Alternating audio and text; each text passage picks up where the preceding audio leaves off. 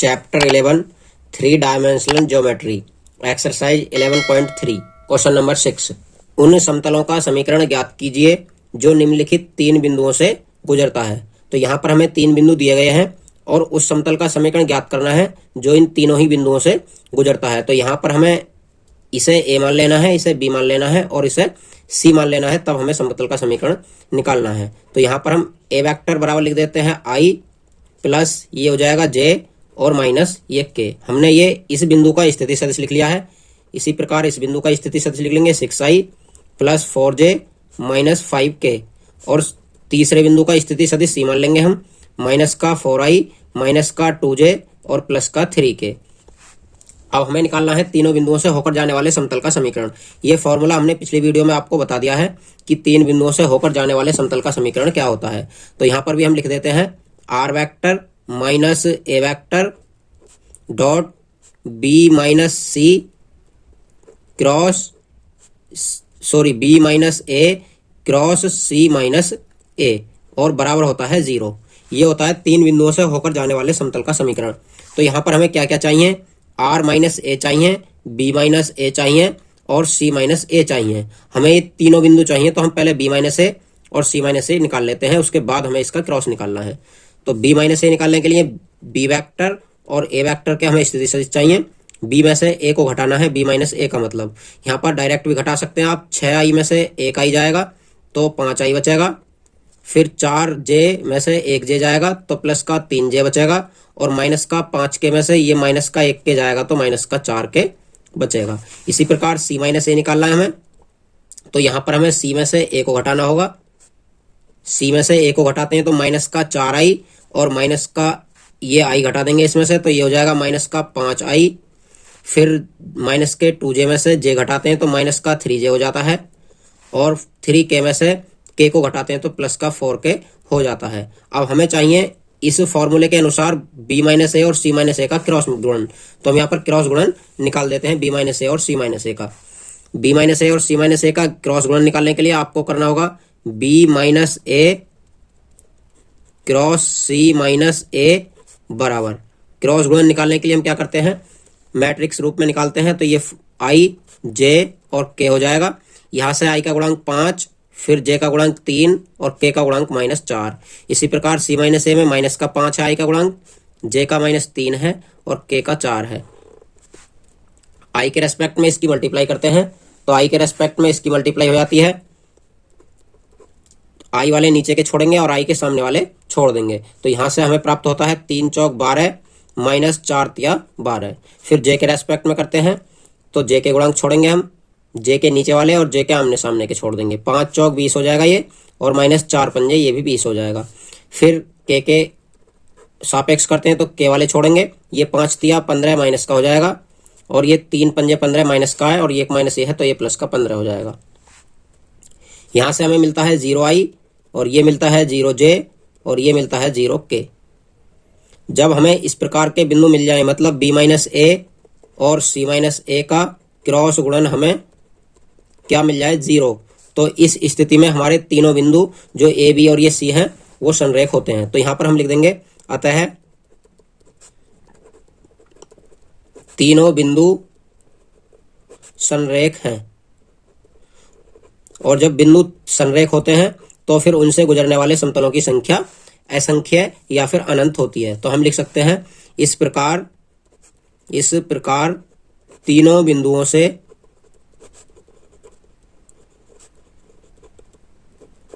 असंख्य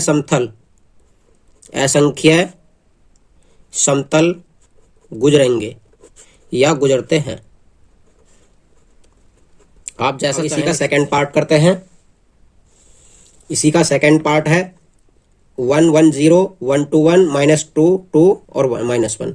यहाँ पर हम इनके स्थिति सदिश लिख लेते हैं। ए वेक्टर बराबर i प्लस j हो जाएगा ये, क्योंकि k का गुणांक 0 है, और b वेक्टर बराबर i प्लस 2j और प्लस का k हो जाएगा। इसी प्रकार तीसरा है c वेक्टर बराबर -2i प्लस 2j और माइनस का k। यहाँ पर हम निकालते हैं b माइनस ए, क्योंकि हमें फॉर्मूले में रखने के लिए b माइनस ए की जरूरत होगी। तो b माइनस ए बराबर हो जाता है, b का मान रखेंगे पहले i प्लस 2j और प्लस का के, माइनस ए का मान रखते हैं तो ए का मान है आई प्लस जे, तो ये आई माइनस जे हो जाएगा क्योंकि हम घटा रहे हैं इन्हें। घटाने के बाद मिलता है हमें आई में से आई घटेगा तो 0 बचेगा, फिर जे में से जे घटाएंगे तो 2j में से एक जे घटेगा, जे बचेगा और के का के रहेगा। इसी प्रकार सी माइनस ए निकालते हैं तो सी माइनस ए करने के लिए सी का मान रखेंगे 2i प्लस 2j माइनस के, और इसमें से घटाना है हमें ए को, तो ए का मान यही रहेगा i माइनस जे। यहाँ से बचता है 2i में से एक i घटेगा तो माइनस का 3i हो जाएगा। इसी प्रकार 2j में से एक j घटेगा तो प्लस का j बचेगा और माइनस का k बचेगा। अब इनको रख देते हैं हम फॉर्मूले में। फॉर्मूला क्या होता है इनका, पहले हमें इनका क्रॉस और निकालना है, उसके बाद फॉर्मूले में मान रखा जाएगा। तो हम b माइनस ए और c माइनस ए का क्रॉस निकाल लेते हैं। b माइनस ए और c माइनस ए का क्रॉस निकालने के लिए हमें मैट्रिक्स का प्रयोग करना होगा, i j और k। i का गुणांक b माइनस ए में से रखना है तो ये हो जाएगा 0, क्योंकि यहाँ पर i नहीं है, यहाँ पर i नहीं है, ये j है, क्योंकि हमारे यहाँ से i से i कट गया था, केवल 2j में से j गया था तो ये j बचा था। तो ये हो जाएगा हमारा j, i का गुणांक 0, j का गुणांक 1 और k का गुणांक 1। इसी प्रकार इसमें से i का गुणांक -3, j का गुणांक 1 और k का गुणांक -1। अब इनकी क्रॉस करते हैं, i के सापेक्ष करेंगे तो हमें प्राप्त होगा -1 और इधर से -1। इसी प्रकार j के सापेक्ष करते हैं तो j के सापेक्ष j के नीचे छोड़ेंगे, ये 0 हो जाएगा और ये 3 प्लस का हो जाएगा। इसी प्रकार k के सापेक्ष करते हैं तो हमें प्राप्त हो जाएगा यहाँ से 0 और यहाँ से 3, 0 प्लस 3। घटाने के बाद हमारे बचते हैं ये -2i, यहाँ से -3j और यहाँ से +3k। अब इनके वैल्यू रख देते हैं हम फॉर्मूले में। फॉर्मूला होता है 3 बिंदुओं से जाने वाले समतल का समीकरण। तो ये हो जाता है r vector minus a vector dot b minus a और क्रॉस c माइनस a, और यहां पर रख देते हैं हम तीनों के मान। तीनों के मान रखते हैं तो पहले r वेक्टर माइनस a का मान रखते हैं, तो a का मान है हमारा i प्लस j, और फिर रखते हैं हम डॉट के साथ b माइनस a का मान, तो b माइनस a का मान भी हमने ऊपर ही निकाला है, साथ ही साथ सब कुछ ये है b माइनस a का मान j प्लस k, और क्रॉस के साथ लिख देते हैं हम c माइनस a का मान। c माइनस a का मान है माइनस का 3i प्लस का j और माइनस का k, बराबर लगा देते हैं 0, क्योंकि समीकरण में है हमारा 0। अब b minus a cross c minus a, मतलब इन दोनों का क्रॉस हम निकाल चुके हैं जो कि ये आया था। तो यहाँ पर r vector minus i plus j dot, अब ये हमने इन दोनों का क्रॉस निकाल लिया है जो कि यह है माइनस का 2i माइनस का 3j और प्लस का 3k बराबर 0।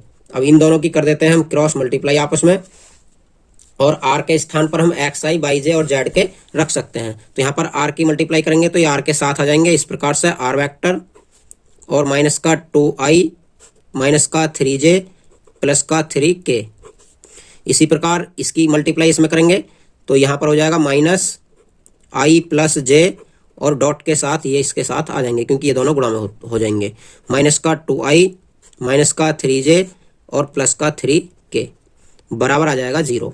अब इनकी आपस में क्रॉस मल्टीप्लाई डॉट मल्टीप्लाई कर देते हैं तो ये हो जाता है r के स्थान पर रख देते हैं हम xi yj और zk, और साथ में ये सेम रहेगा 2i minus 3j plus 3k, और इनकी मल्टीप्लाई करेंगे तो i की i में करेंगे माइनस का 2 हो जाएगा, लेकिन ये माइनस है तो प्लस 2 हो जाएगा। इसी प्रकार j की j में करेंगे तो ये माइनस का है, ये भी प्लस का 3 हो जाएगा, और k की करेंगे तो k इसमें नहीं है, इसलिए k का मान 0 हो जाएगा। यहाँ पर भी इसी प्रकार से मल्टीप्लाई करते हैं, x की i में करते हैं, मतलब i की i से 1 हो जाएगी तो x का हो जाएगा माइनस का 2x। इसी प्रकार y का करेंगे, y का हो जाएगा 3y, और z का करेंगे तो z का हो जाएगा 3z, और यहाँ से ये प्लस का 5 होगा, बराबर 0। अब ये माइनस के है तो हम इन्हें इधर ले जाएंगे, या आप चाहो तो माइनस से गुणा कर सकते हो इसे। जब इसे माइनस से गुणा करेंगे तो 2x प्लस का हो जाएगा, 3y प्लस का हो जाएगा और 3z माइनस का हो जाएगा, और ये भी माइनस का 5 हो जाएगा। इस 5 को उधर ले जाएंगे, 2x plus 3y minus 3z बराबर हो जाएगा 5। इस प्रकार से हम समतल का समीकरण ज्ञात कर लेंगे।